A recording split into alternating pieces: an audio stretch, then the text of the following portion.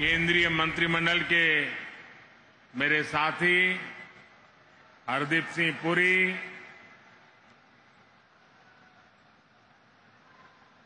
MP के अन्य मंत्रीगण, सांसद, विधायक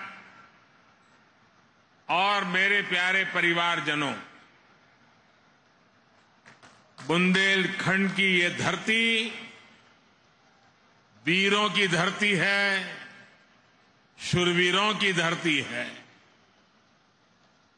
इस भूमि को बीना और बेतवा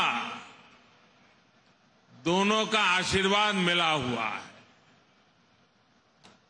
और मुझे तो महीने भर में दूसरी बार सागर आकर आप सभी के दर्शन का सौभाग्य मिला है और मैं शिवराज जी की सरकार का भी अभिनंदन और धन्यवाद करता हूं कि आज मुझे आप सबके बीच जाकर के आप सबके दर्शन करने का अवसर भी दिया। पिछली बार मैं संत रविदास जी की उस भव्य स्मारक के भूमि पूजन के अवसर पर आपके बीच आया था। आज मुझे मध्य प्रदेश के विकास, उस विकास को नई गति देने वाली अनेक परियोजनाओं का भूमि पूजन करने का अवसर मिला है। ये परियोजनाएं इस क्षेत्र के औद्योगिक विकास को नई ऊर्जा देगी। इन परियोजनाओं पर केंद्र सरकार 50,000 करोड़ रुपए से ज्यादा खर्च करने वाली है। आप कल्पना कर सकते हैं 50,000 करोड़ क्या होता है? हमारे देश के बहुत सारे राज्यों का पूरे साल का बजट भी इतना नहीं होता है जितना आज एक ही कार्यक्रम के लिए भारत सरकार लगा रही है।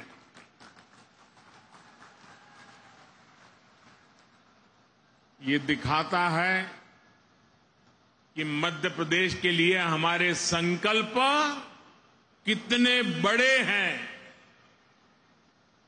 ये सारे प्रोजेक्ट्स आने वाले समय में मध्य प्रदेश में हजारों हजार युवाओं को रोजगार देंगे।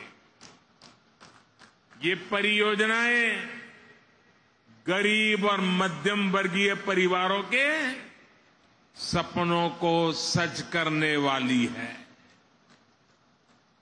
मैं बीना रिफाइनरी के विस्तारीकरण और अनेक नई सुविधाओं के शिलान्यास के लिए मध्य प्रदेश के कोटि कोटि जनों को बहुत बहुत बधाई देता हूं। साथियों, आजादी के इस अमृत काल में हर देशवासी ने अपने भारत को विकसित बनाने का संकल्प लिया है। इस संकल्प की सिद्धि के लिए ये जरूरी है कि भारत आत्मनिर्भर हो। हमें विदेशों से कम चीजें बाहर से मंगानी पड़े। आज भारत पेट्रोल डीजल तो बाहर से मंगाता ही है, हमें पेट्रोकेमिकल प्रोडक्ट्स के लिए भी दूसरे देशों पर निर्भर रहना पड़ता है। आज जो बिना रिफाइनरी में पेट्रोकेमिकल कॉम्प्लेक्स का शिलान्यास हुआ है, वो भारत को ऐसी चीजों के उत्पादन में आत्मनिर्भर बनाने का काम करेगा। बहुत से लोगों को ये पता ही नहीं होता कि जो प्लास्टिक पाइप बनते हैं, बाथरूम में इस्तेमाल होने वाली प्लास्टिक की बाल्टी और मग होते हैं, प्लास्टिक के नल होते हैं, प्लास्टिक की कुर्सी टेबल होती है, घरों का पेंट होता है, कार का बम्पर होता है, कार का डैशबोर्ड होता है, पैकिंग मटेरियल होता है, मेडिकल उपकरण होते हैं, ग्लूकोज की बोतल होती है, मेडिकल सिरिंज होती है, अलग अलग तरह के कृषि उपकरण होते हैं। इन सभी में पेट्रोकेमिकल की बहुत बड़ी भूमिका होती है। अब बीना में बनने वाला ये आधुनिक पेट्रोकेमिकल कॉम्प्लेक्स इस पूरे क्षेत्र को विकास की नई ऊंचाई पर ले देगा, ये मैं आपको गारंटी देने आया हूं। इससे यहां नई नई इंडस्ट्री आएगी, यहां के किसानों, यहां के छोटे उद्यमियों को तो मदद मिलेगी ही।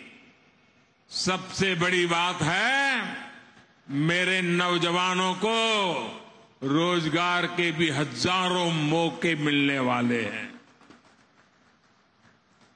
आज के नए भारत में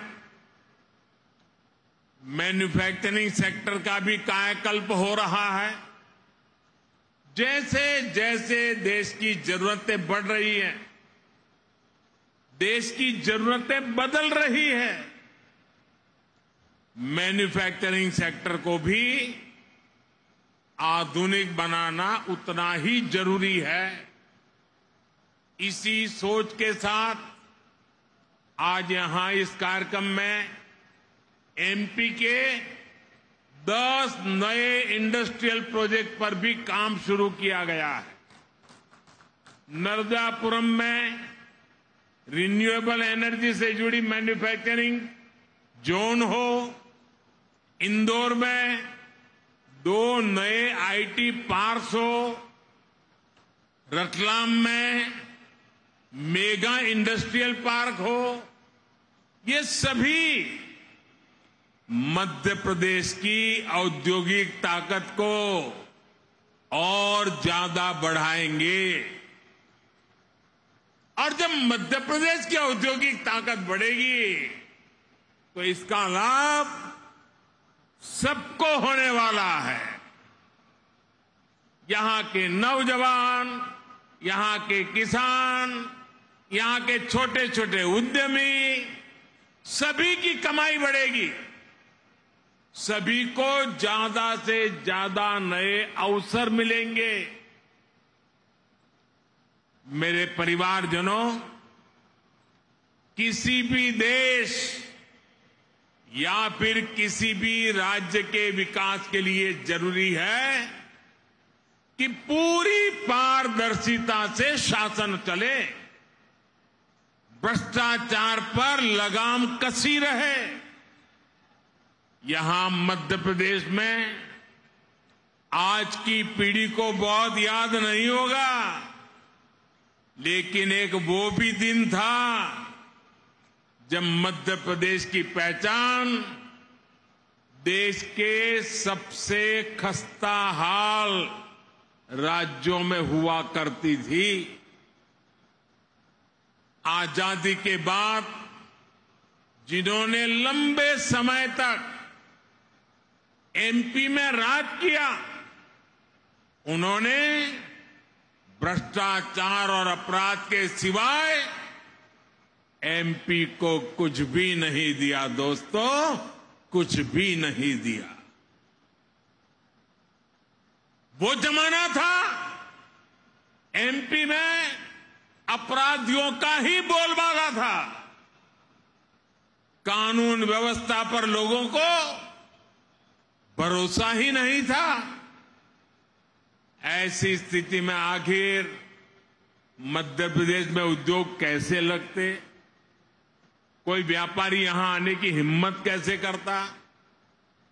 आपने जब हम लोगों को सेवा का मौका दिया, हमारे साथियों को सेवा का मौका दिया, तो हमने पूरी ईमानदारी से मध्य प्रदेश का भाग्य बदलने का भरसक प्रयास किया है।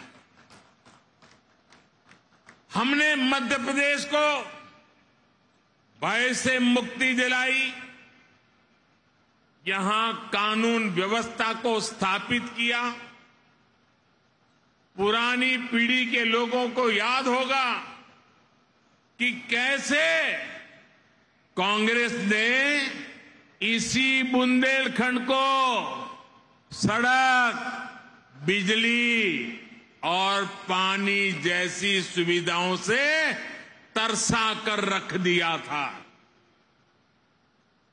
आज भाजपा सरकार में हर गांव तक सड़क पहुंच रही है, हर घर तक बिजली पहुंच रही है। जब यहां कनेक्टिविटी सुधरी है तो उद्योग धंधों के लिए भी एक सानुकूल, पॉजिटिव माहौल बना है। आज बड़े बड़े निवेशक मध्य प्रदेश आना चाहते हैं, यहां नई नई फैक्ट्रियां लगाना चाहते हैं। मुझे विश्वास है अगले कुछ वर्षों में मध्य प्रदेश औद्योगिक विकास की नई ऊंचाई छूने जा रहा है। मेरे परिवारजनों, आज का नया भारत बहुत तेजी से बदल रहा है। आपको याद होगा, लाल किले से मैंने गुलामी की मानसिकता से मुक्ति और सबका प्रयास के संबंध में विस्तार से चर्चा की थी। मुझे आज ये देखकर बहुत गर्व होता है कि भारत ने गुलामी की मानसिकता को पीछे छोड़कर अब स्वतंत्र होने के स्वाभिमान के साथ आगे बढ़ना शुरू कर दिया है। और कोई भी देश जब ऐसा ठान लेता है तो उसका कायाकल्प होना शुरू हो जाता है। अभी अभी आपने इसकी एक तस्वीर G20 समिट के दौरान भी देखी है। गांव गांव के बच्चे की जुबान पर G20 शब्द आत्मविश्वास से गूंज रहा है। दोस्तों, आप सभी ने देखा है कि भारत ने किस तरह G20 का सफल आयोजन किया है। आप मुझे बताइए मेरे दोस्तों, बताएंगे ना? मुझे जवाब देंगे? हाथ ऊपर करके जवाब देंगे? वो पीछे वाले भी जवाब देंगे? सबके सब बोलेंगे? आप मुझे बताइए, G20 की सफलता से आपको गर्व हुआ या नहीं? आपको गर्व हुआ या नहीं? देश को गर्व हुआ कि नहीं हुआ? आपका माथा ऊंचा हुआ कि नहीं है? आपका सीना चौड़ा हुआ कि नहीं हुआ? मेरे प्यारे परिवारजनों, जो आपकी भावना है वो आज पूरे देश की भावना है। ये जो सफल G20 हुआ है, इतनी बड़ी सफलता मिली है, इसका श्रेय किसको जाता है? इसका श्रेय किसको जाता है? इसका श्रेय किसको जाता है? ये किसने कर दिखाया? ये किसने कर दिखाया?